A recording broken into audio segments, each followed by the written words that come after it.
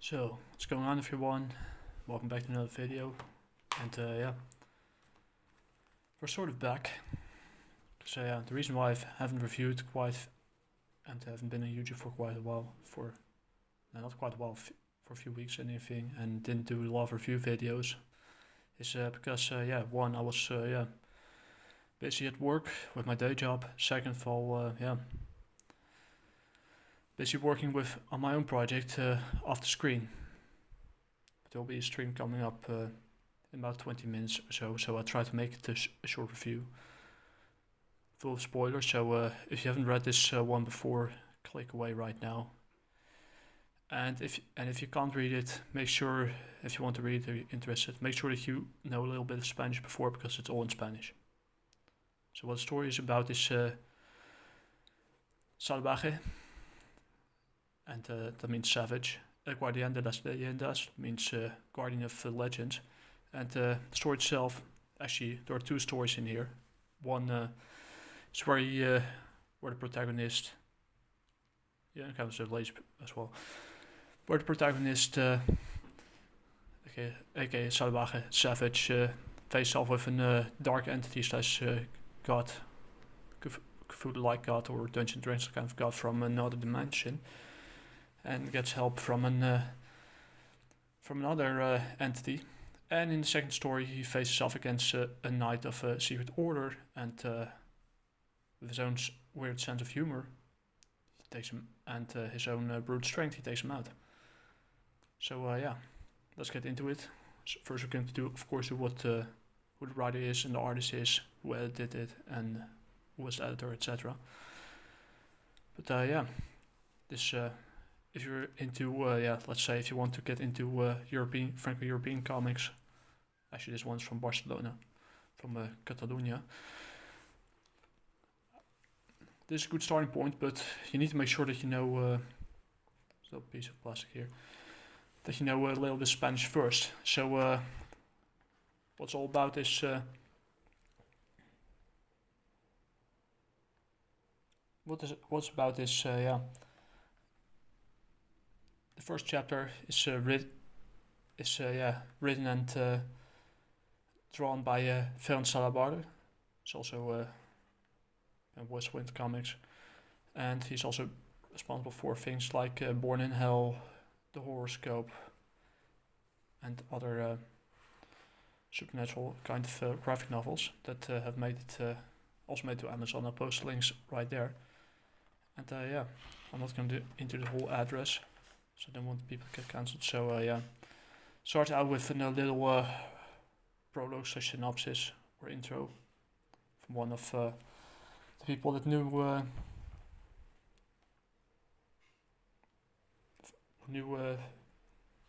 basically knew the protagonist Savage personally. His name's Grotto, and he's the protector of the manuscripts. And yeah, he tells a story about the legend of Savage, who we face off against. So there's a whole lot of text in here. Some people might find it interesting to read through. It gives you a lot of background information, but we're going straight to the comics here, to where I put the yellow bookmark. Don't worry, it's not a red one. Where yeah, the Ballad of the She-Wolf begins. Because that's how it's called. It's the title of the book, where he's surrounded, where some kind of criminal or bandit is surrounded by where he's attacked by a bunch of wolves, by a pack of wolves, and he draws a magic dagger, but yeah.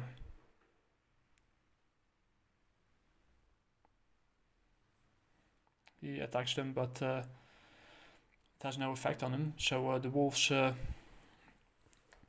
basically rip him apart, and yeah.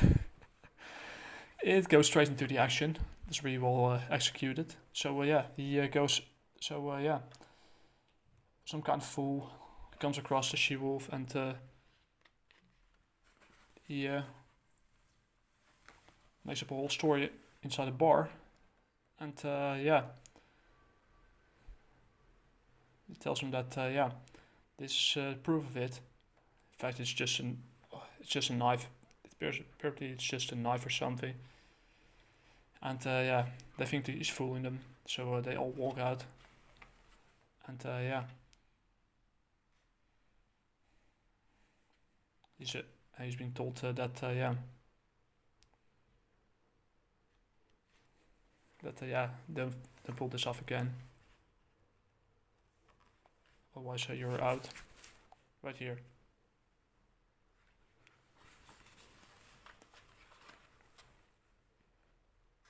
But yeah, here's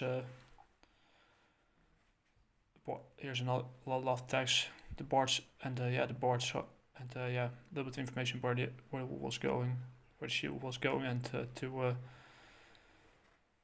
ends the song, and the bard is singing. The highlight of the bard. She goes into an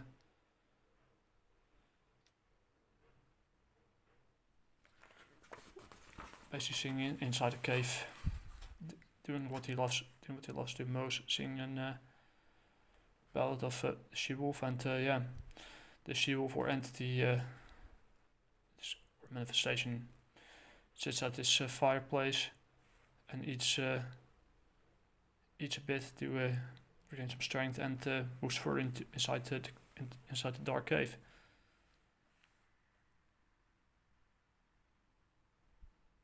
And leaves the dagger here. But yeah, there's Salvaje, who basically yeah, sitting on his horse, about to face the entity. Strange way to go. And yeah, some more text. Where he here's where he basically where it begins, where he seems to have collected some tax from yeah, from some bandits, and the queen thanks him with all her heart.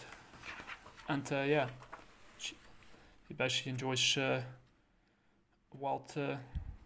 Even brought some extras, and the queen tells him that yeah, let the feast begin. And yeah, he's now having a party, having some quality time with 10 beautiful women and some nice rack as well. But then a figure approaches the queen, tells her that and yeah, that the only thing that he remembers is he was out of the palace and brought in. He finds himself close to an order of the Sunnitas, and yeah, and give him a quest to go inside the dark, into the cave of the death, to face off against a dark entity. So yeah, he goes on his way, and into the cave, and yeah, face off against some demons, find some strange creatures, and yeah, goes through the cave of the death, and yeah, through a lot of skeletons, some beautiful artwork as well. You have to give to Salvaje. He knows how to draw. Beautiful. But yeah, he goes deep into the cave of the horses, till he finally encounters the god of darkness, or entity, the dark entity, and así que es el elegido de los sunitas para salvar este mundo de su total aniquilación. Means, so this you are the chosen one that is going to save this world from annihilation. And he tells him that yeah, he tells him that he's only going to get rid of a bug inside the cave. And yeah, the god, the entity itself tells him pathetic sack of protoplasma. Who do you think? Who are you to take the mickey out of me? I don't care, but yeah, it goes a little bit back and forth. He tells him that yeah, the entity tells him, I don't care about your origin, mortal. Know who you are, for you're just another piece of fresh meat, illuminated by Ikea, who will soon die. And tells him that he could talk a little bit lower. And here's no, and he cries out a scream of no. And he tells him that you seem to provoke me, mortal. Cried, you do have guts.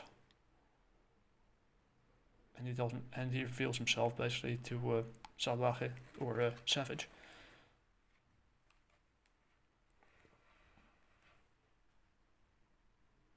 And yeah, he's still not impressed. And he basically tells him that he knows, the entity knows that, or the God of Darkness knows that he is surrounded by an energy that he can't recognize.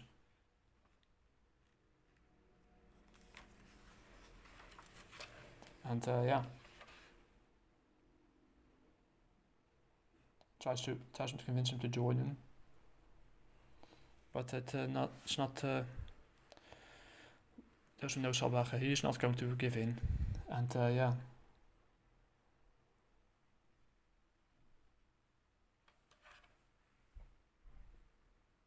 And he tries to convince him, but it doesn't work out, and he goes onto the attack, and yeah. Here the God of Darkness reveals his ultimate form, or entity reveals his ultimate form, and yeah, Salvaje goes face to tentacle with the entity, and yeah, he tells him that your species deserve extinction, and the horse makes his way out of there. What a surprise! Salvaje goes on the attack again, and he reveals his. The entity reveals his name. It's Gondor, Lord of the seventh world of darkness. So yeah, he goes on the attack again. Tries to envelop him with his tentacles, but Salvaje. But suddenly the she-wolf drops in a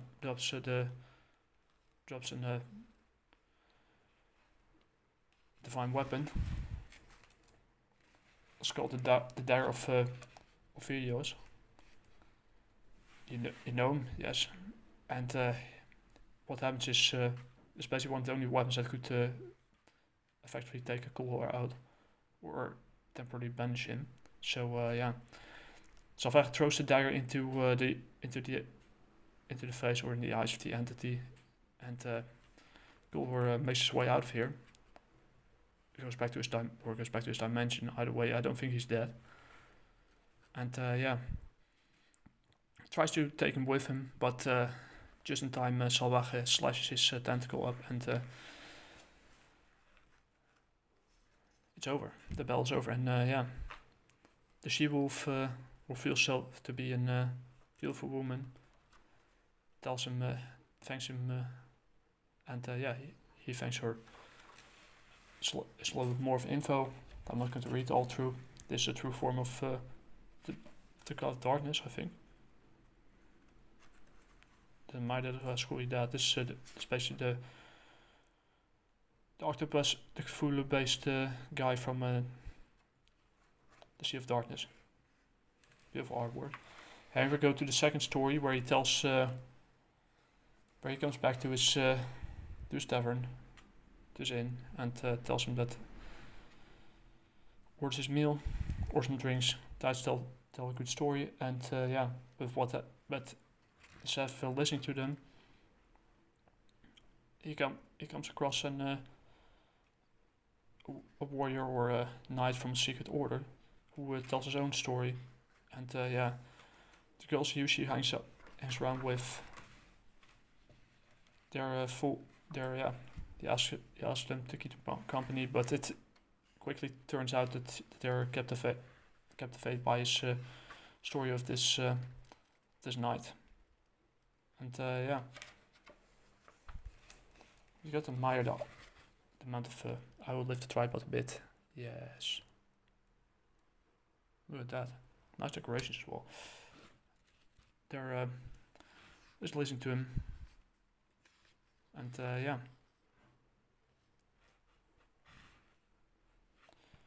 Salvaje enjoys his meal. And yeah. He tells a story again and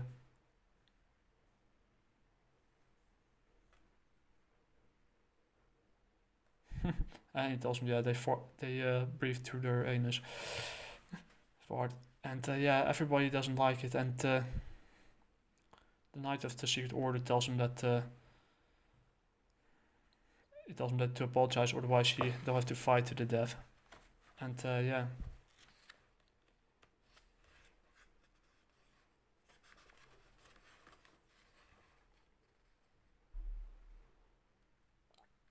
Are you sure though? I don't know what the word is. Must be something. Yes, and what? He tells him that he cannot fight him.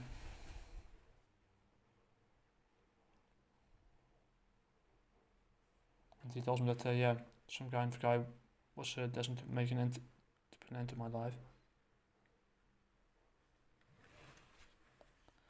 But yeah, it's fight he wants, fight he gets. So he's basically a Knight of the Order of Truhanos. Tells him that yeah. Oh yeah, he tells me that if this goes on for any longer, I'll die of malnutrition. And yeah,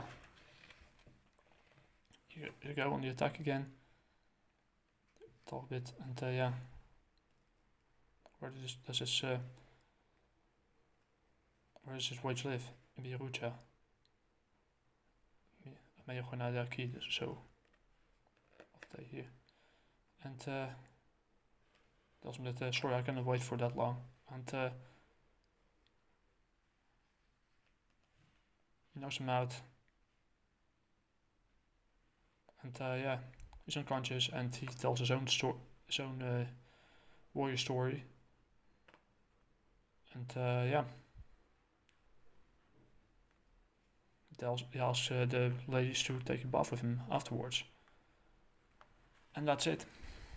Here's a little bit of advertisement for Born in Hell. Valentino Ramon y Ferran Xalabarder. Especially action, romance, eroticism, very supernatural. And some nice, well, that's a good way to cover it. And that's about it. 2 short stories in one. So going to the final verdict. Well, I bought it I think a year or 2 years ago. I never had a chance to read it till now, but it's it's a different way of telling a story. There's more text in it than comics, but there's a combination of both things. I didn't go through all the text because it would take almost an hour to get it done, and yeah. But story-wise, it's okay. The first story is it's kind of to a slow start. Wish there were more shown and not telling in it, but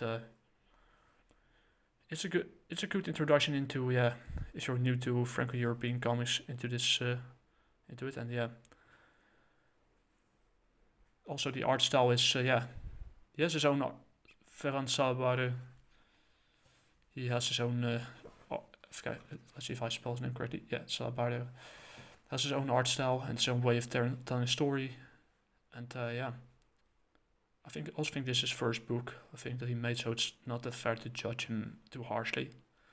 But yeah, he knows how to make it work in a visual medium. Maybe some things could have worked out a little bit better, but for a first try and first time, yeah. I think let's see when was it released again. Let's see it. Must be copyright notice or something. Oh yeah, 2003. So I think it's in first edition. So yeah,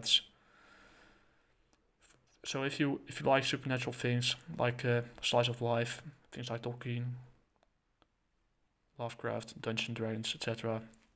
Love nice ladies actually look like ladies and not men who dress up like girls. And if you like things of supernatural folklore, this is something for you. It's a good intro into Franco-European comics, and European comics in general, like from Spain and Italy. But yeah, it's a good intro for it to short stories, but there are better ones out there as well. So one story is good premise in it, but I felt the thing that things could have been worked out a little bit better, or more maybe more visual than the storytelling. Yeah, like I said, it's a different way of telling a story. So not much it's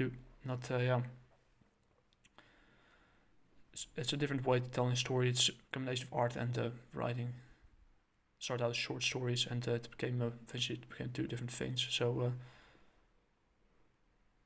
not bad for a first try, but after this, it gives you a feeling that you want to see something more. And but if you're new to it, this is a good way to start. But therefore, I score it, and it's okay. It's not entirely. There's some humor in it, great sci-fi moments, but there are some better ones out there as well. So I think a 7 out of 10 is in order. Especially once I think it's the first book, 2003. I think it's the first one. So yeah, not too harsh. But I think Born in Hell is the better one of them. So I'll check it out for later. Maybe I'll buy it this year. Maybe I'll buy it next year. We'll find out. So I have to go to unpack some things and start the stream. So talk to you guys later. And if you'd like to see, and next review will probably be going to take a quick look at Soulfinder Infinite Ascent, and give a non-spoiler review of it. So see you guys in the next one. Hasta la próxima. Ciao.